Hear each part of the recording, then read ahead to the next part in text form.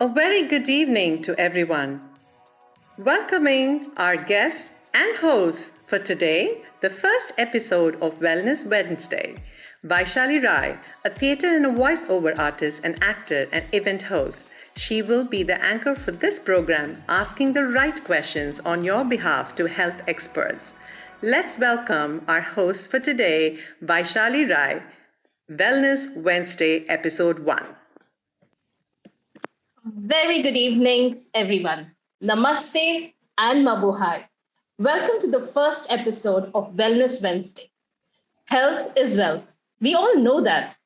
But do we prioritize it? Do we know the right things?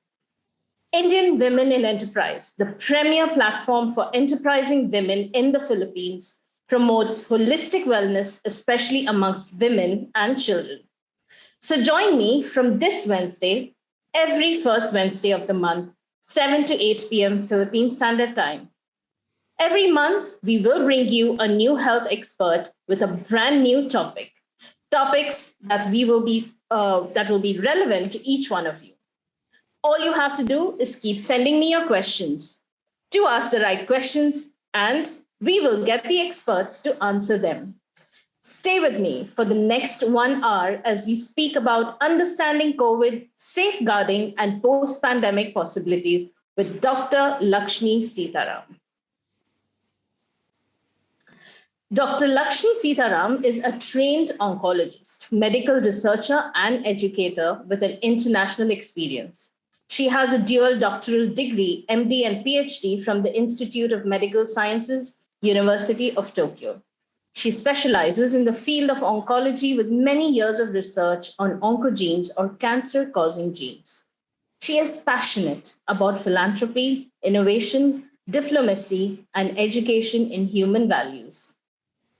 At CMEO, Dr. Lakshmi served as the resource person in workshops for senior educators from ASEAN countries under technical assistance from UN Habitat.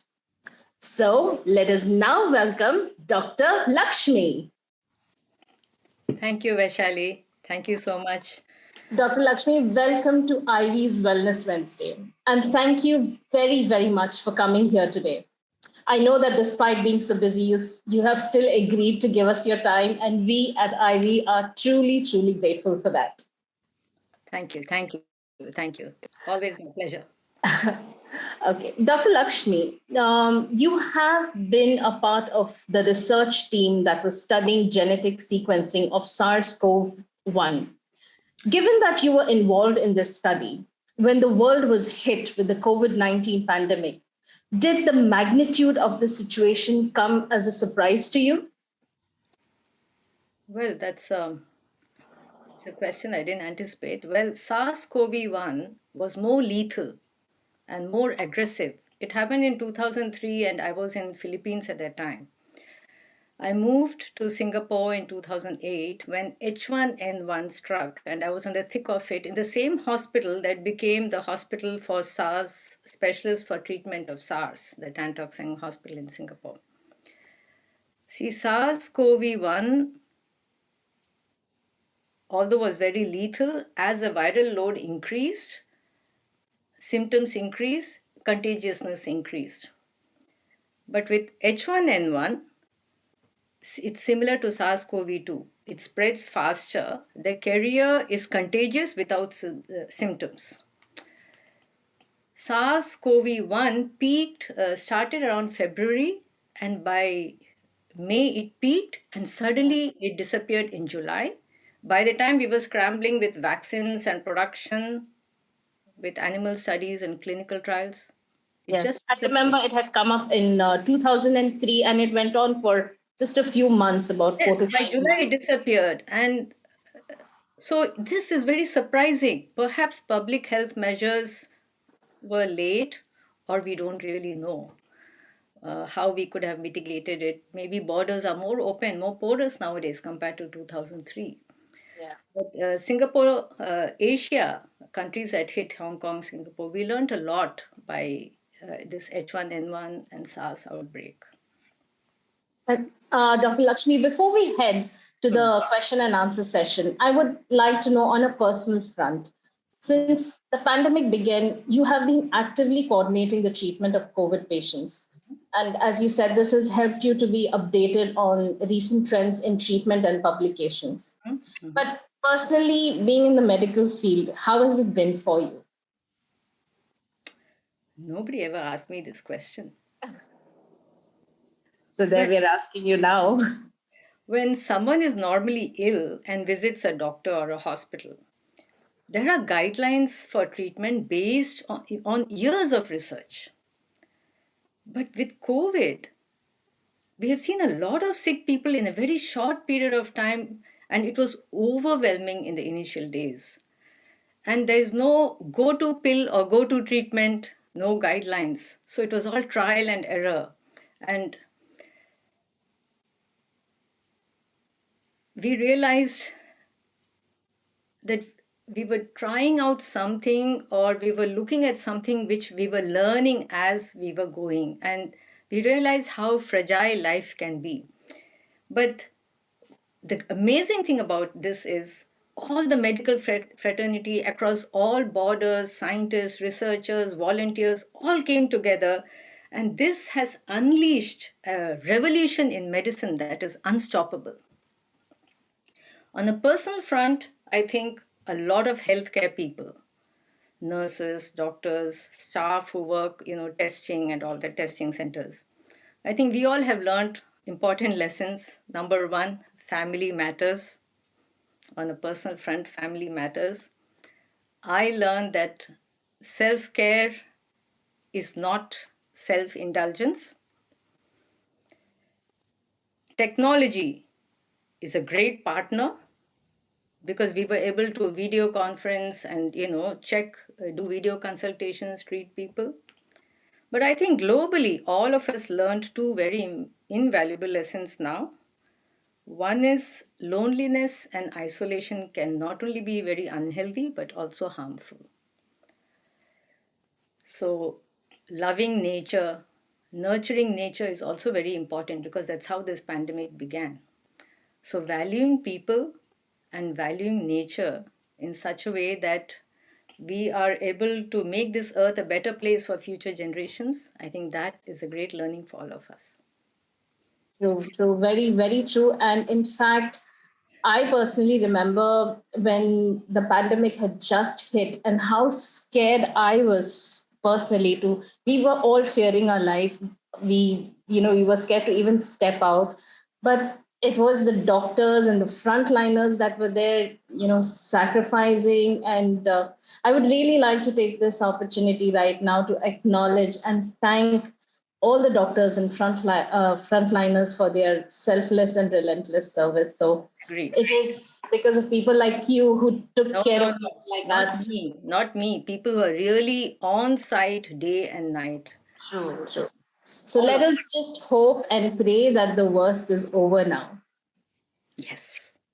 So, friends, now the world is treading with hope of a normal life. We can see borders opening up, people meeting, children playing. Though we cautiously step back into normalcy, we know that the fact that the world has been wounded, and it will be long before the scars are healed. Today, in this new world, and hopefully post a massive pandemic, there are lots of doubts and questions in the minds of people. So let us dive into our next segment, the questions. These questions have been put together through a quick survey from our members, friends, family, colleagues, and acquaintances. As in Hindi, we say, Aam Janta. For those of you who are watching this live, if you have a question, do send them here on the live chat below. So, Dr. Lakshmi, our first question on understanding COVID and safeguarding. It is 2 years since the pandemic began. What behavior of people can help prevent mutations of coronavirus so that emergence of new variants is limited? Well, there are 4 factors responsible for any pandemic. One is human behavior. Second, the behavior of the pathogen. In this case, it's the SARS-CoV-2 virus. 3, We have environmental factors like seasons. Is it cold? Is it hot? Is it winter? Is it rainy? Is it dry? Is it humid? The velocity of the wind and things like that. And fourth is, what are the policies that governments adopt? What are the public health measures? So in this, if you see in these four factors, the way the pathogen behaves, the virus, is not in our control. Seasons or environment is not in our control. But there are two things that are in our control: human behavior and our policies. Government policy. Yes. Human behavior was instrumental in causing COVID to a large extent, and human behavior will also dictate how it will end. See, if you look at this, countries that did well in mitigating harm from COVID to either health or their economies, they did it because they were able to rapidly persuade their populations to bring big, large-scale behavior changes. And these interventions, while we can argue, created substantial social or financial harm in some places, but they also were effective. So we need to learn from these. So for me, I think, see, if you look at data now, survey shows that many people with illness who were asked to self-isolate when needed, they did not do so for the entire period. Some were just indifferent, or for some it was a dire financial need, or domestic or caring responsibilities, or maybe it was just misinformation about the illness, whatever. But unless we are able to bring large scale, sustained behavior change across populations, across countries, across social groups, we will not be able to reduce the risk. So, what is the first thing that we can do? The most important thing is compliance with COVID hygiene. What do I mean by that? Means once your symptoms have come, you need to test, you need to isolate when you're unwell. Because unlike SARS-CoV-1, in COVID-2, pre-symptomatic as well as asymptomatic people are transmitting the virus. And therefore, mask mandate is not only logical, it is very necessary. How we wear the mask, what kind of mask you wear.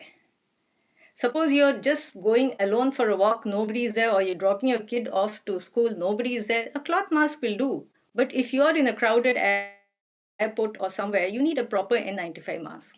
Because mask is not an accessory, it is a protection. Right. And hand washing. Children, we have to teach them. Now we put music for 20 seconds. 20 seconds you need to hand wash. You see? I personally stopped using tissues. I wash my hand more. That is so true. Even I mean, this is something that even I have imbibed. For any small thing, now I go and wash my hands. Yes, self-restraint, avoiding, gatherings, because human beings, no, we are social animals. We love to this thing, and this is a zoonotic virus. That means we have to stay away from wildlife. One thing which I found across countries, the social stigma related to the virus. When people have been asked to isolate, they think it's untouchability or discrimination. So it's so important to communicate clearly, to be consistent, concise, transparent, honest, not spread false information, about this. And unless we build trust, both in the information and vaccination, especially for vulnerable people, this cannot be sustained. So this behavior of ours, as I said, this human behavior will dictate the virus behavior. True. Okay. And therefore, and we all know RNA viruses mutate over time. That's why you see we have a flu vaccine every year, because flu viruses, they change every season, every year, because that's the nature of the virus. And for a virus to stay actively in circulation, please understand, it needs a host, an animal or a human being. It needs a host to survive. And if we don't follow COVID hygiene, we end up rolling out a red carpet to an unwelcome guest. So you see multiple variants. You see you had the alpha, you had the beta, you had the delta, now you have the omicron. Now you have omicron from B1 to B8, BA1 to BA2 to the XC variant. Why? Because the virus is learning to survive by adapting itself to hostile conditions. It's creating stealthier versions of itself. It's creating a more transmissible version of itself, a better version so that it can evade the immune cells of the host. It can increase its ability to reinfect people who have recovered from the earlier variants. So it's trying to become resistant to some vaccines. Getting Therefore, very intelligent. yeah, one tiny piece of non-living thing, you see. So I sum it up in just three things. If I were to just sum it up, one is responsible behavior, because people look to others to do something. What other people do, that influences our behavior. Social norms are dictated that way. So collectively, we need to change. If many people are crossing the road in red light, we will also do it. Why? Because everybody is doing it. But because everybody is doing it, it's not right. So first is responsible behavior. Next is understand the context. When people understand, they are willing to give up personal gain for a collective good. And third thing I found it's a big learning to me from this. Message matters, but the messenger also matters. It's message and messenger both matter. So leaders, scientists, public health officials, family members, elders, we all have to play the same tune. So that's how we will resume. That is very nice. Thank you so much for that. But there are people who are still asking these questions, especially now that schools have opened up. Is it okay to still mingle around, have lunch together? Because as you said, man is a social animal, and they will mingle around. But is it okay to still do it right now? Is it safe to lift mask mandates at this point in time? No, lifting mask mandates, as I said, given that we still have variants in circulation, is not a logical or sensible thing to do, right? Schools cannot stop, learning cannot stop. So we need to incorporate certain practices. For example, in Japan, schools have not closed. Of course, unless there's an outbreak in a classroom, then the entire class actually goes into online learning from home, but schools continue. So every child, I suggest, whatever the age, see, this age appropriate, we have to advise teachers differently, but broadly, I can tell you, we all can carry sanitizers. Don't we do? Now, all of us have bags which you can sanitize. And we carry alcohol wipes. All of us do. In Japan, we use public transport. Every time I get down from the train station, because I would have held a bar inside the train or held on to a seat or something, I come out, I sanitize my hands. When I leave the ticket gate and I exit the station, I sanitize my hands. So we can train our children, we can train our students, and this doesn't happen after you go to school. You have to do it at home, you have to bring it into practice. It doesn't suddenly start. Then in schools, we have, even in hospitals, we have eliminated lockers. We try our best not to have, we are in bubbles, we eliminate lockers, group work, crowding, contact less as much as possible, use outdoor spaces for instruction. Even in buses, for example, where children go to school, seats are fixed. A child will sit in the same seat for a whole month. And we don't talk in public transport. We have something called manners mode. So nobody speaks on the cell phone. You can message, but we don't talk. So that, for very young children, what do teachers do? 3-year-old, 5-year-old toddlers, daycare centers. We even take photographs of who was sitting and eating next to the child, who was playing with what, so that if there's an infection, we know whom to contact immediately, whom to test. Spacing desks out, having all the children face the same direction, having physical barriers, partitions. create bubbles, because children cannot be isolated from each other. Create bubbles, or safe bubbles of 4 children, 5 children, 6 children. The important thing, that mask, don't make the children play with masks, exchange masks, have a backup mask, send a mask bag to store the mask during meal times. So little things, wash hands, make them sing a song for 20 seconds, so they'll be happily washing hands, they'll run to wash the hands. So practice these and keep a log, and that's all you can mitigate, and we'll all get immune to it over a period of time. Over a period of time, that is. Till then, we have to use our masks and sanitize. That is the most important. And as you say, do not social distance, but physical distance. Yes. All right. Going on to the next question that we have. During the peak of COVID, comorbidity patients were considered to be at high risk. Is it still the case? What precautions should they specially take now? COVID is not just a respiratory illness as earlier it was thought. It affects all organ systems, blood pressure, cardiovascular, kidney systems. It creates, clotting the blood vessels. And data shows that many patients who have been admitted to hospital with COVID, who previously had no diabetes also, they have developed diabetes during active infection. So instead of directly causing diabetes, COVID perhaps brings out pre-existing but undiagnosed diabetes in some people too. But after discharge from hospital, we have data that shows that about 40% of patients no longer need medication for diabetes after a month of follow-up. So my suggestion or my answer to your question is whether there are people with conditions or not.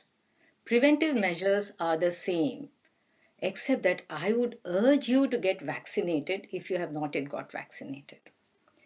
And if you are someone with comorbidities who has recovered from a natural COVID infection, then it is better you be under medical supervision for some time. You need to be monitored, you need to be assessed to check if you need medication for cardiorenal protection. What does that mean? Whether there's inflammation in the heart post-COVID after some time, whether your kidneys are functioning properly after some time. Because as we know, this affects all organ systems. So not just seeing a diabetologist or endocrinologist, it's good to follow up with other specialties for some time to be sure that you are on the safe space.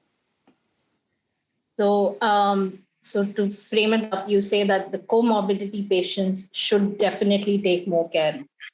Yes, vaccination, and after an infection, follow-up is important. Our next question is, how can we be aware of blood clots in the body post-COVID?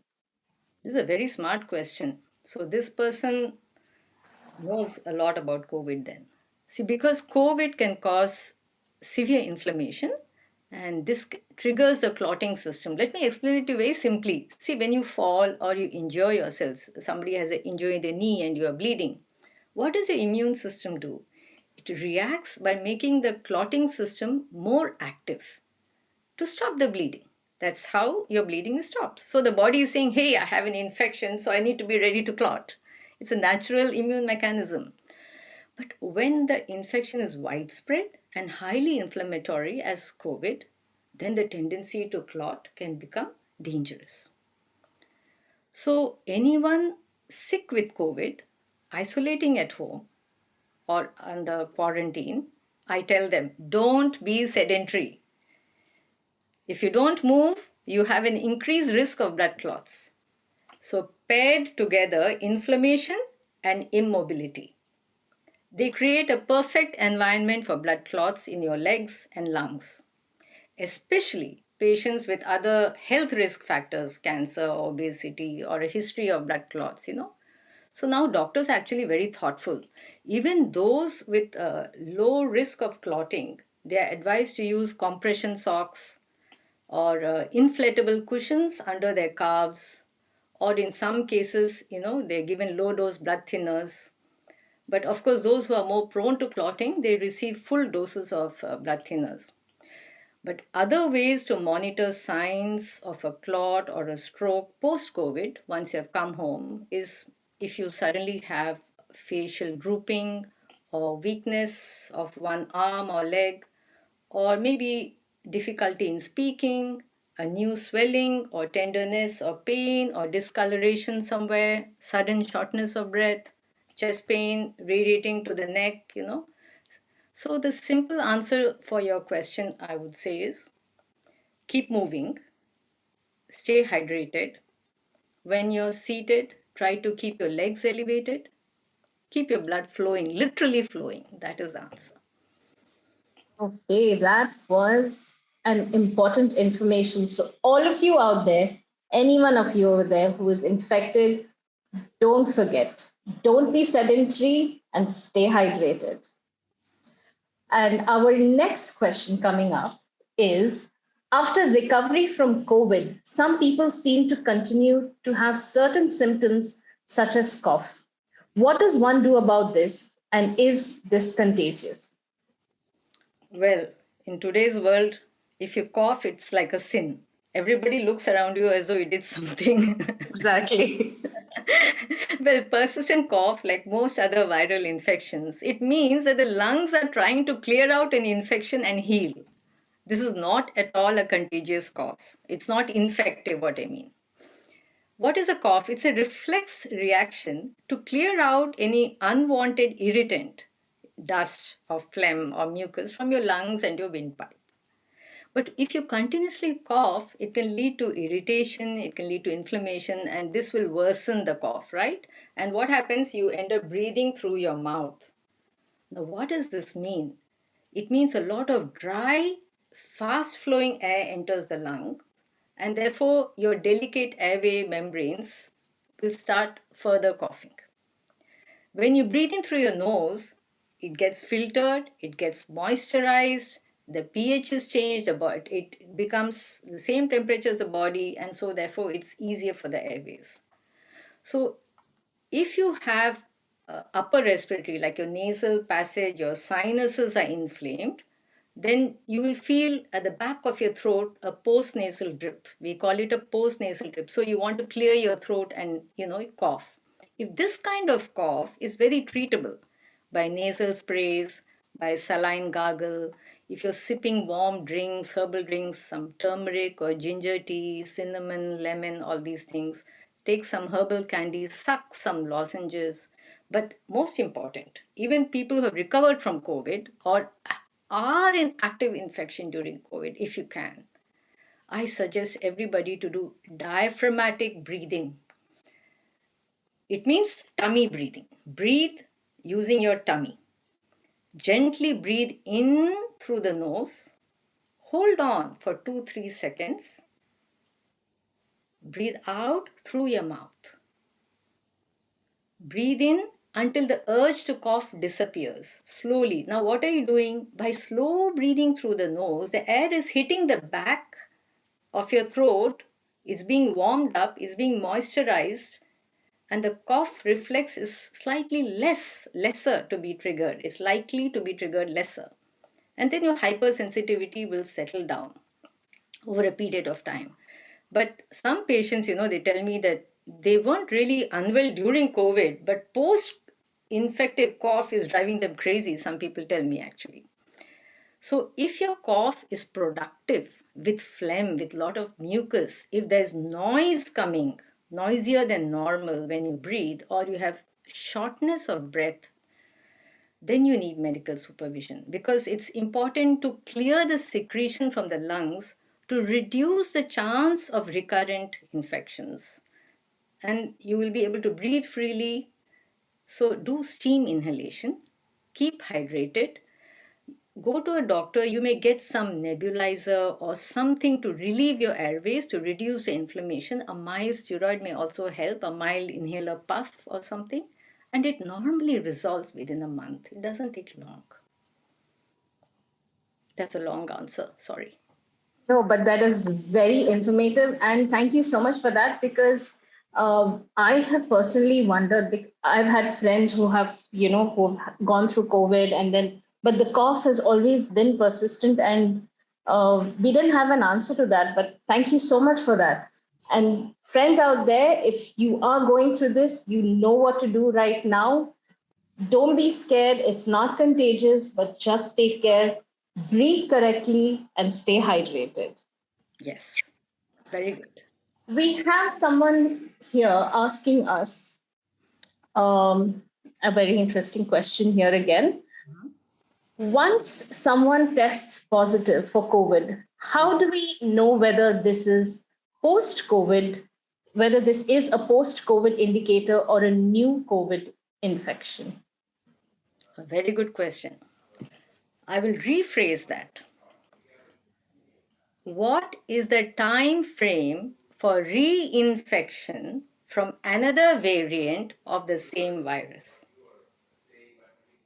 This is how I'm rephrasing that question. What is the time frame of reinfection from another variant of SARS-CoV-2 after your first infection? Well, the definition of reinfection is 3 months after the first infection.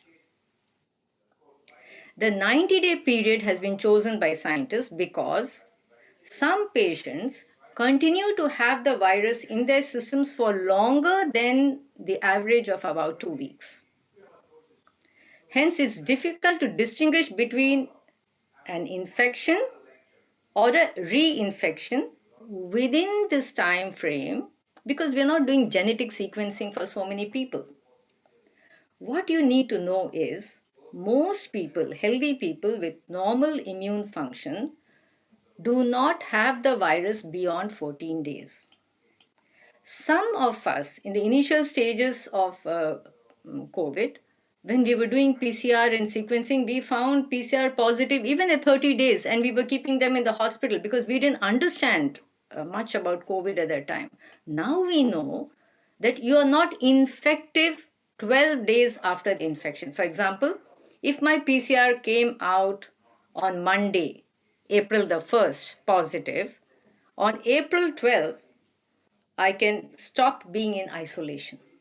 12 days after my first symptom, I'm no longer infected, which means about two weeks, you see, because I did my PCR only because I had a symptom, maybe 2 days back or something.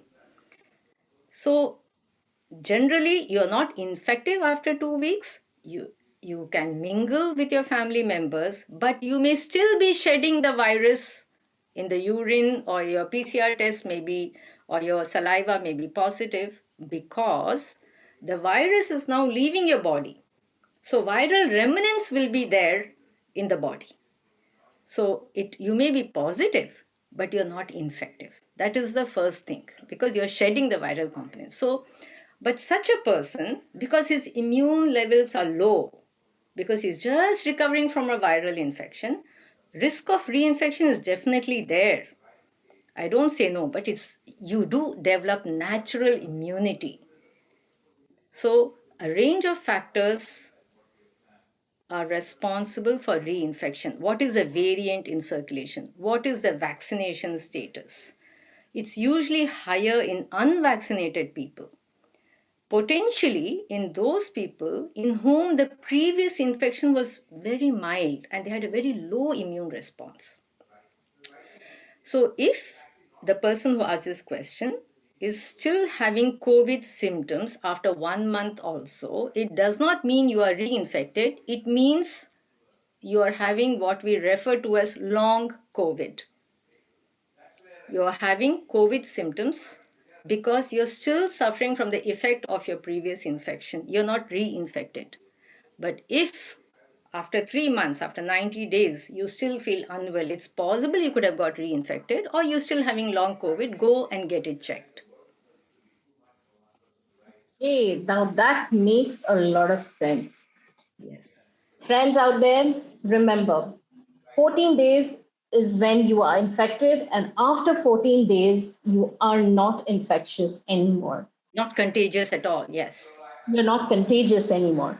But if you still do a test, you will show positive, but that does not mean you are contagious. Give Yes. yourself time and give yourself 3 months to recover properly, Yes. right? I would like to thank Amrit because she has been showering us with compliments, saying that the session has been very informative. So, Dr. Lakshmi, thank you so much for that. Thank you. Thank you. Let's continue. And I would also like to remind our audience to please do send in your questions right under this chat. And we will try and answer as much as possible. Okay, so moving on to the next one. This is about booster shots. Mm-hmm. Do we still need booster doses if the number of infections are low? Okay. This is a tricky question. So, a simple, straightforward question answer for me for any pandemic of this scale, I would just say yes. But since we are currently in the Omicron stage of the pandemic, I would like you to make informed decisions about vaccines. And I'm not an anti vax person. I have got all the vaccines. I had my booster in December too. So, this comes to me because I have read a lot about vaccination. I've been involved in the process. So, while vaccination provides clear public health benefits, vaccination also has potential risks. So, I would like you to make informed decisions. Timing of the vaccine is important. In my opinion, the question we should be asking is how efficient is the protection from a COVID infection, a natural infection due to COVID? How efficient is my immune system after taking a vaccine? How long does this protection last after a COVID infection, a natural infection, or after a COVID vaccine? And there's no one size that fits for all answer regarding boosters. But the person who asked this question, if I have to answer you, I need to know, have you recovered from a recent infection? If so, how many days since you have recovered? If you have recovered from a natural infection, and if you are a young, healthy adult with lots of antibodies, I don't think you need a booster right now, given the low pathogenicity of Omicron. But if you are a vulnerable elderly person, you do need the booster dose. If you are a person with comorbidities, you do need the booster dose. So, I would like to know how much time has elapsed since your last vaccination, because that gives me a picture of your current acquired immunity status. Not just that, I would like to know what is the current infection statistics in your area. Is it 50 infections per 100,000? Or is it higher? Which is the predominant variant in circulation in your area? Right now, we are seeing a lot of good data. I read a recent research paper that said protection from natural immunity is about 80 to 90% in healthy young adults, and it lasts for more than 1 year. It means if you had COVID last December, means real COVID infection, you were ill, until next December, you do have good protective natural immunity against severe disease. Of course, there'll be some moderate waning. And now with Omicron wave, we are seeing, we saw BA1, BA2, now XE variant, we are seeing lower proportion of hospitalizations, lower proportion of deaths. You know, many people thought, Vaishali, earlier that this is a milder disease, like not like other variants. But the reason why Omicron is mild is that in our populations, we have a higher proportion of immunity, both vaccine-induced immunity and natural immunity. And at this stage of the pandemic, in 2022, we can estimate that probably more than half the world's population has recovered after being infected with COVID. And plus, along with vaccine induced immunity and now boosters, we all should be able to move on. So, my answer to this is at this stage, if I am a healthy individual If I get infected with Omicron, I think it's like a booster shot. It's likely to give me some minimal disease because my past vaccination has given me this opportunity to be safely infected with Omicron to give me long term immunity. Right, right. So, in healthcare, you always do a risk benefit analysis. What is the benefit of a booster? What is the amount of immunity we now have? Along with this pathogenicity of the current variant, all this you take into account before making a decision. Okay, so people out there, do not be anti-vaccination. Do go and get your vaccination soon. It is only going to help. Exactly, exactly. But don't be afraid. That's what I'm trying to tell you. If you got Omicron and you didn't take a booster, it's fine. But at the same time, because we are opening schools, because we want to be careful, all of you go and get your booster shots, especially those with comorbidities and elderly people. Yes. Right. Okay. Now we have a question from our audience, Mhm. Fern Hofilenia. Mhm. She asks, what conditions does COVID-19 virus survive the longest or shortest? Please talk about air purifiers and HVAC filters. Does it really prevent the spread of virus, especially in country like the Philippines where classrooms need aircon units? Okay, now the first part of the question, what conditions virus survive longest, we don't know. Clearly, we don't know. But I would say that in colder countries like Japan or colder places, it will stay longer. See, a virus doesn't survive by itself. It is in the air or on a surface encased within a respiratory droplet. When we talk, our saliva droplets go into the air. And depending on the environment, how dry the air is. If the wind velocity is high and very dry, the respiratory droplets will be taken to a greater distance. When the air is cold, it will fall down. You see, and it will dry up much later. This is just logical. So in summer, in hot countries, the infections should be lower. That's what we think. But one can't say because the Delta variant last year created havoc in India. And it was summer.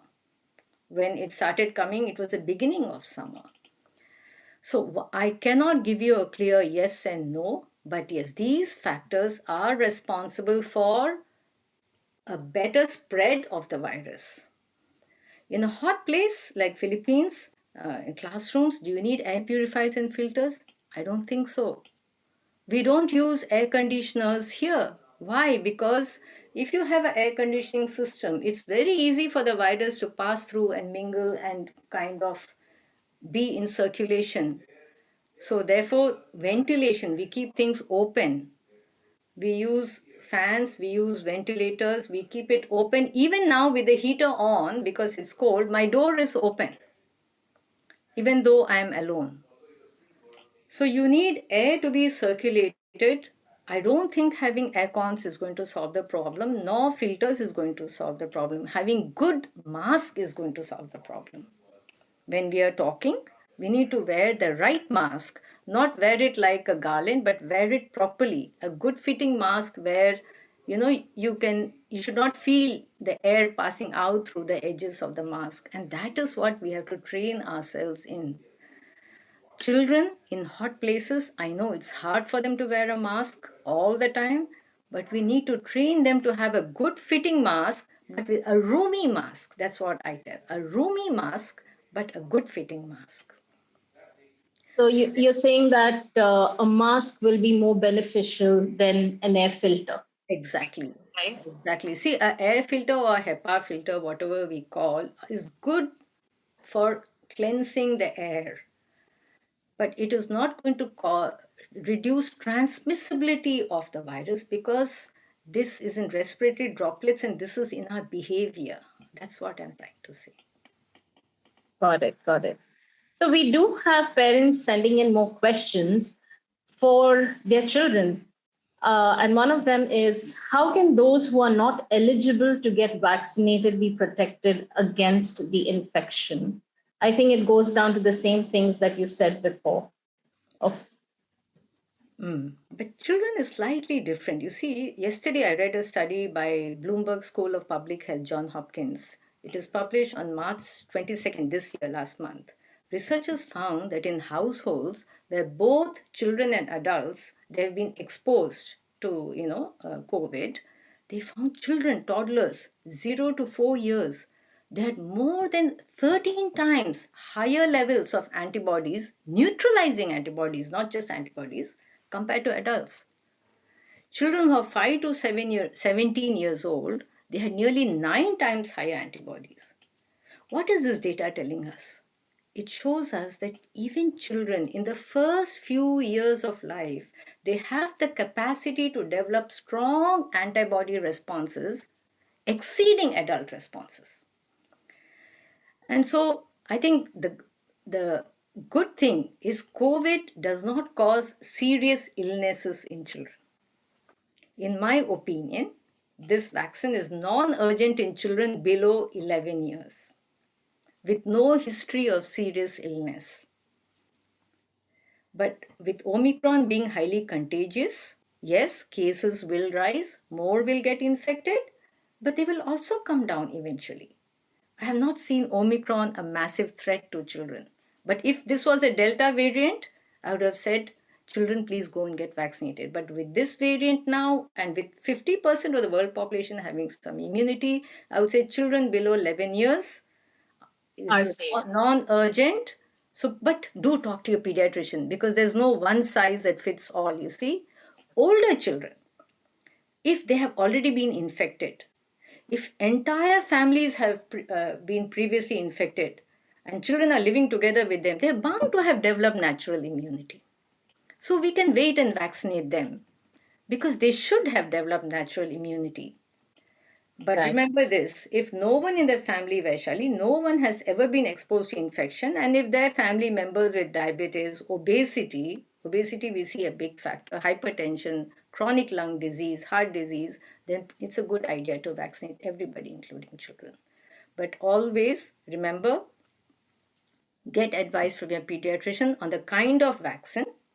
Two things are important, the kind of vaccine and the timing between the two doses.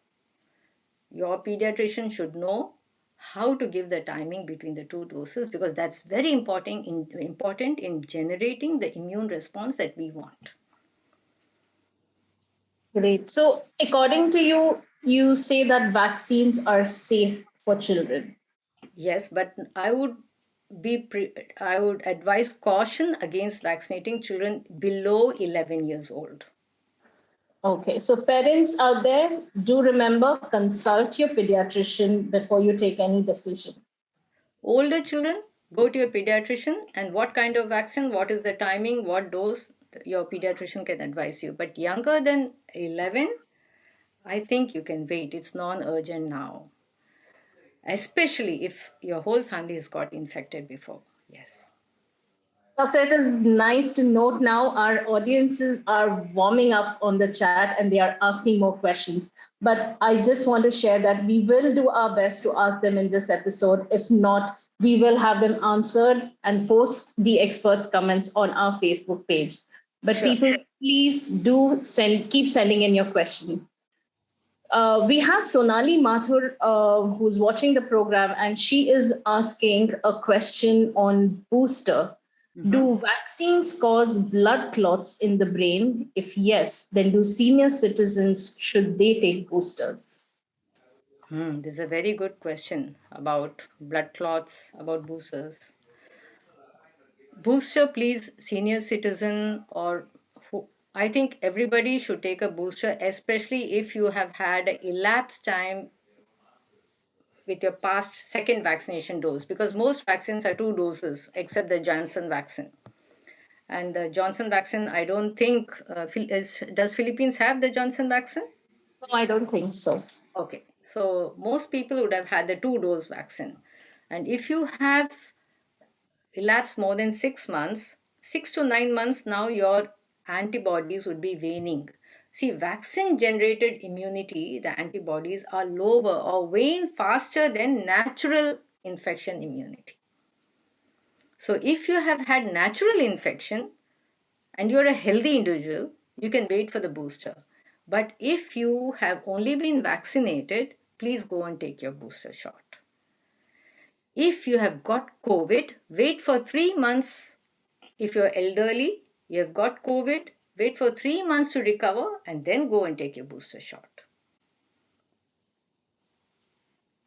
Is that clear? Booster is necessary. Okay, let me repeat it. Booster is necessary. So if you are in the vulnerable category, if you're elderly, if you have comorbidities, take your booster. Whether you are elderly or whether you are vulnerable, whoever you are, everybody needs a booster, whether you have been naturally infected or you got vaccines. Okay? But a young, healthy person, a 30-year-old who's young and healthy, who has had the previous vaccinations and yet got COVID and has been ill with COVID, now has a natural immunity, he doesn't need a booster. That's what I'm saying. A healthy individual who has recovered from a COVID infection doesn't need a booster.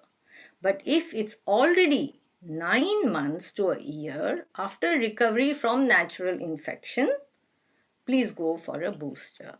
So if you had last January, you were infected with COVID, you need a booster now because it's already a year. Do these vaccines cause blood clots? That's a very good question. There's a lot of mixed reviews about this. Yes. It is not that no research paper has said the vaccine is the direct cause of blood clot or cardiac inflammation. No paper has said that. But just now, a lot of papers, vaccine adverse reaction papers are now coming into public domain where we do see evidence of blood clots 48 hours to up to a week. It's although very minimal, I don't know the exact number, but very minimal with Pfizer. That's the only study that I have studied. I have not with others, Sinovac or Covishield or Covaxin. I have not studied, but only with Pfizer. I think there are two schools of thought here. When I was a medical student, and as Dr. Toril and others, Dr. Vinita, who are here, would know, we were always taught that when you give an injection, a vaccination is given, you aspirate. Because why do you aspirate? You give the needle, you want to be sure that you didn't poke a vein. So when you aspirate, if a little blood comes into the syringe, it means that you have touched a blood vessel, a vein or something. And because the vaccine is meant to be given in the muscle and not in the blood vessel. So many countries have given up this practice of aspirating. In Japan, we aspirate. I think in China also we aspirate. Countries such as Denmark, they aspirate. So what they found out is, because the studies are very few coming out of Israel, now the Danish study shows that if we aspirate and give the vaccine, the inflammation or the clotting is much lesser. So I don't really know what is the reason for clotting. Is it the mRNA vaccine? Is it the body that has a tendency to clot? Or is it the way the vaccine was given? Or it is just your ill luck? I don't really know this. I can't give you an answer, but no paper says that vaccine is causing the clot. So I would suggest that if you as a person are on blood thinners and have this tendency to clot problem, in that case, ask your doctor which is the vaccine I should be taking. And your doctor can advise. Okay.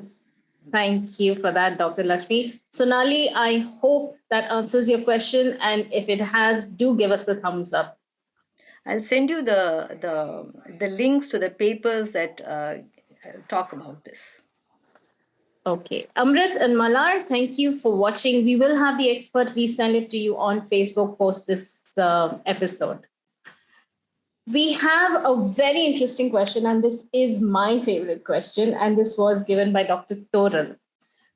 And the question is, what is your opinion about herd immunity? Have we achieved it with regards to COVID? Dr. Toral, only you can ask such a difficult question.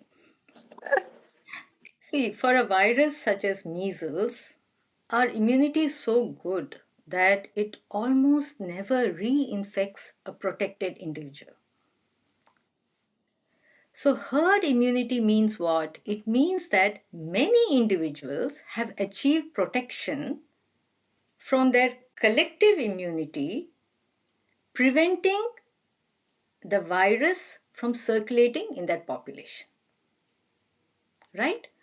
Herd immunity means we all have achieved some kind of protection, and our collective immunity now is preventing this virus from circulating in that population. Now, for this virus, unfortunately, at this current stage, it appears more elusive. As It you said, appears it's to getting me, intelligent. yeah, it appears to me that the evolutionary pressure is pushing the virus away from the lungs, Dr. Toral, you will understand this, into the upper respiratory tract, making it more transmissible but less lethal. So I think it will be a blessing if it loses its ability to infect the lungs at all. And my hope is that if there are future waves in this pandemic, there could be huge number of infections, but they'll not cause harm. And COVID will no longer remain an emergency. We'll be able to get back to life where COVID becomes like the flu with diminished risk, and we just learn to live our normal lives with it. That's my But answer to I it. am very positive that we are very close to achieving herd immunity. Let's go with that. Okay. We have another one that has just come in. Can you share any tips to build a stronger immune system? Like, No substitute, Vaishali, for exercise and healthy habits. Nutrition. Your gut health is very important, so avoid junk. Watch what you eat. Eat more alkaline foods, lots of vegetables and fruits. Stay hydrated. Drink lots of water, not Pepsis and colas. But one thing I want to mention here, I have been researching a lot. I've been also reading a lot on vitamin D, and we can talk hours and hours about this. But if you have a vitamin D deficiency, it is certainly going to lead to an immune deficiency. Because studies show that if you have sufficient vitamin D, you have a reduced risk of viral infections or any infections, even respiratory infections. Also, your body recovers faster from a host of other infections. See, when you catch COVID, for example, because your body becomes a fertile ground, it's weak, the immune system is weak, it becomes now a fertile ground for other bacterial infections, for colds, other viruses. That's why we tell you rest, stay hydrated, don't go out. We think, oh, I have very minimal symptoms, I've recovered, I can go out. Even after a vaccine, I tell my friends, my colleagues, most of them who fall ill are when immediately after the vaccine, your body's immune is at a low level. You have not yet generated the required antibodies for the immune response. It takes 2 weeks for your body to generate that response. So you need to rest after infection. You need to build up that good immunity. You need to give that time gap and take sufficient vitamin D. So you can increase your vitamin D either by natural foods or supplements or sun exposure or whatever. But check your vitamin D status because that is very important for not only COVID, for your immune response, immune boosting effects. That's the I only cannot thing I agree more than that. It is so important, friends. Please, healthy lifestyle, exercise, good food, great gut, and most important, go catch the sun. It's very important, as Dr. Lakshmi says, that vitamin D will boost your immune up. Okay, so we have the last question as we have already approached our time. So we have a last travel question here, which says, some countries have a list of vaccines which they want their travelers to have, but the traveler has taken 2 shots and a booster that is not recognized by the country. Is it safe to take another set of 2 shots of another vaccine in order to be able to travel? Perfect. Yes, you can mix and match vaccines. It offers better protection. But I would like to say this, while a vaccine certificate is a compliance for travel, more important, COVID hygiene compliance is far more important. It's perfectly fine to mix and match vaccines. So, no problem. Whichever vaccine is needed by the host country or available in your country, take it. It's fine. Is there any time gap that one needs to take between 2 shots? It depends on the vaccine. So, if you ask me which vaccine, I can advise you. It depends on the vaccine. For example, if it's Covishield or the AstraZeneca, it gives better protection when you have the longer the gap, 3 months also. 3 months to 4 months gives better immune response, because with the first dose, what are you doing? You're priming the body for the immune response. You don't get the antibodies yet. You're priming the body. With the second shot, what are you doing? Now you're generating the antibodies. With the booster, what are you doing? You're creating a memory. That's why booster is only to boost. It's only a little. It's not the whole shot. It's just half the shot that is given to you. It is to keep that memory alive. It's like to remind us, oh, you buy a create a shopping list and you forget, okay, go look at it again. It's a reminder to nudge your body. Hey, remember the T cell memory, B cell memory. So it's Okay. fine. All right. So, whoever is traveling out there, and if you think you need to get your shot, please go ahead and get it done. There is absolutely no problem in that. Okay. So, this brings us to the end of today's question and answer segment. What we have gathered and summarized out of this beautiful talk here is self care is not self indulgence. When COVID positive, keep moving, do not be sedentary, stay hydrated, breathe using your tummy. Message matters, but messengers also matter. Since children have natural immunity, always consult your pediatrician before doing anything. And vitamin D and immunity go hand in hand. These are our 5 key points and takeaways from today's episode. Dr. Lakshmi, thank you. Thank you so much. Thank you, And this Vaishali. has definitely answered a lot of questions for me personally. And I hope it has also helped our audience. Thank you, audience, and thank you, moderator Vaishali. You all have done a splendid job. And if I have not answered anything appropriately, please let me know. I'll get back to you. Thank you. I think you have given us really very good information. Thank you so much for that. Thank you. Okay, friends. So that was Dr. Lakshmi giving us some very insightful information and suggestions as we move carefully into a new normal phase of life globally. I truly hope that you have benefited from this session as much as I personally did. We have our next episode coming up, and the next episode is something that is very important, but we do tend to ignore. Heart health, Dil Ki Baat. So watch this space for more details, and you can send in your questions on the topic right here on this page. Do mark your calendars and don't forget to tune in on the 4th of May for the second episode of IV's Wellness Wednesday. Until then, take care, keep asking the right questions, and we will get the answers for you. Stay healthy, stay safe, and stay well, because a better I is a better we. This is me, Vaish, your host for Wellness Wednesday, signing off. Good night and namaste. Thank you very much.